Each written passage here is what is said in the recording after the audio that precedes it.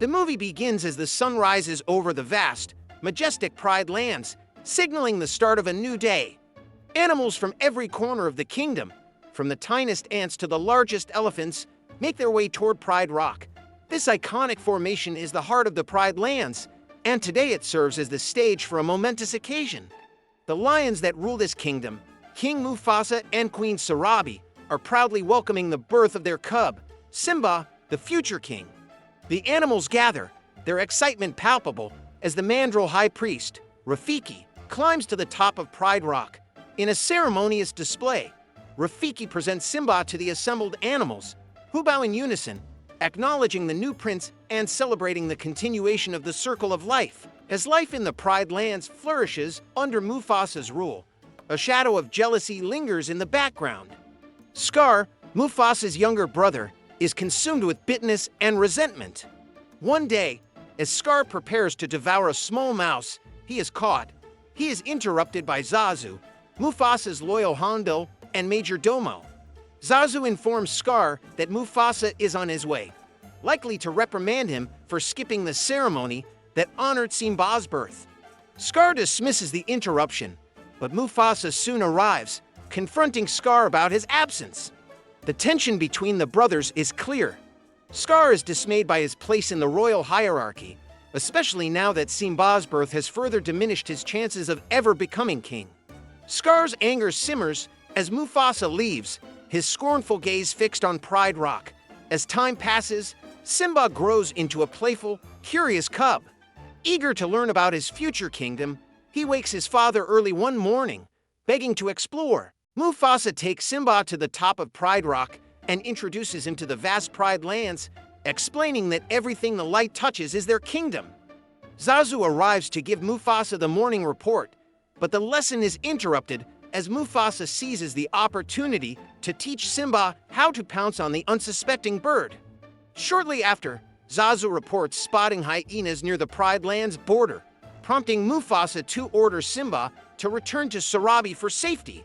Simba, always curious, seeks out his uncle Scar.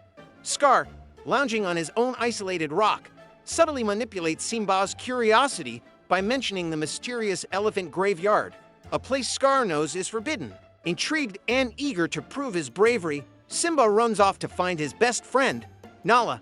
Together, they concoct a plan to visit this dangerous place under the pretense of going to the watering hole. Sarabi, protective as always, insists that Zazu accompany the cubs on their outing, much to their dismay. As they journey through the Pride Lands, Simba reveals to Nala their true destination, the elephant graveyard. Zazu, ever watchful, remarks on how adorable it is to see the two betrothed cubs together, a comment that grosses them out. Determined to assert his independence, Simba declares that when he becomes king, he will change the rules.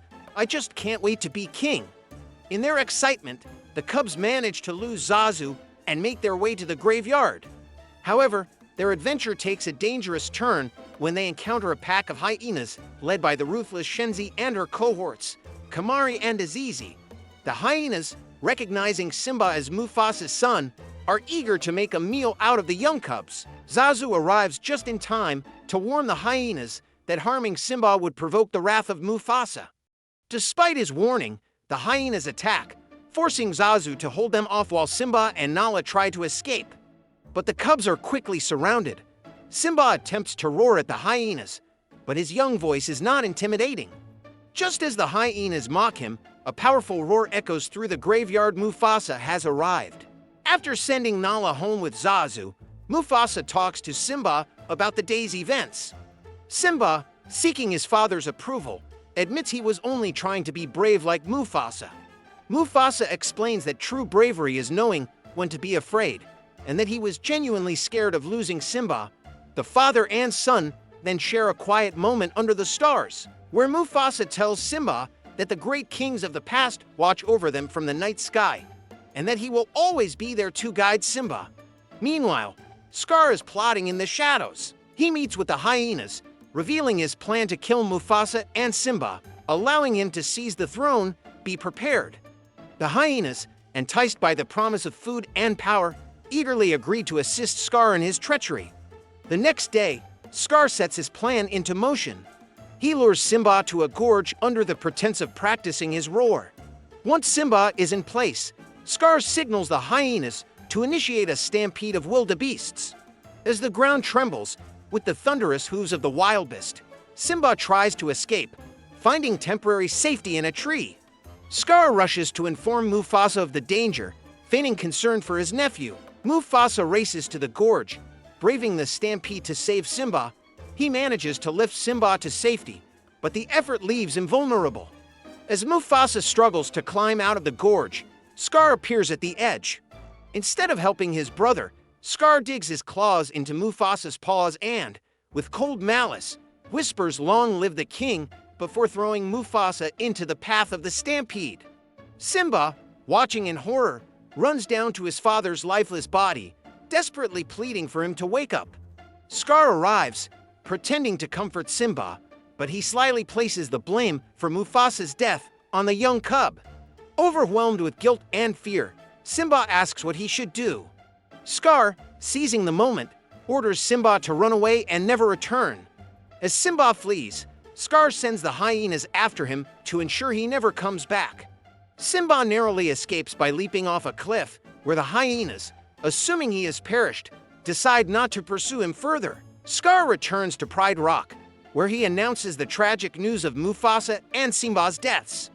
He ascends to the throne, and with a sinister satisfaction, invites the hyenas to take over the Pride lands, signaling the beginning of a dark era. Simba, having survived the fall, wanders aimlessly through the desert, exhausted and alone. As he collapses under the scorching sun, vultures begin to circle, ready to feast on the seemingly lifeless cub. However, fate intervenes in the form of Timon, a wisecracking meerkat, and Pumbaa, a warm-hearted warthog. The unlikely duo scares off the vultures and takes pity on Simba. They decide to care for him, hoping that one day the grown-up lion will protect them in return. Simba awakens, haunted by the memories of his father's death and the guilt he carries. Timon and Pumbaa, sensing his sorrow, introduce him to their carefree lifestyle, teaching him their motto, Hakuna Matata, which means no worries. Simba adopts their way of life, finding solace in the simplicity and avoiding the responsibilities that once awaited him. Years pass, and Simba grows into a strong adult lion, but the Pride lands are not as fortunate. Under Scar's rule, the once thriving kingdom has been reduced to a barren wasteland.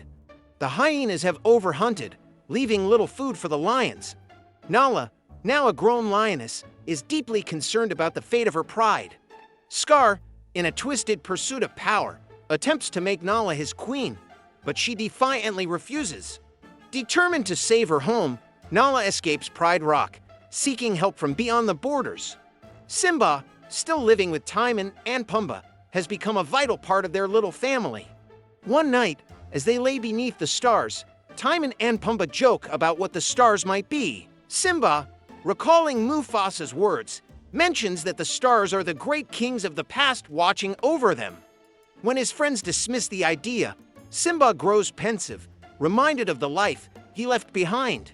As he contemplates his past, a tuft of his mane is carried by the wind, traveling across the land until it reaches Rafiki.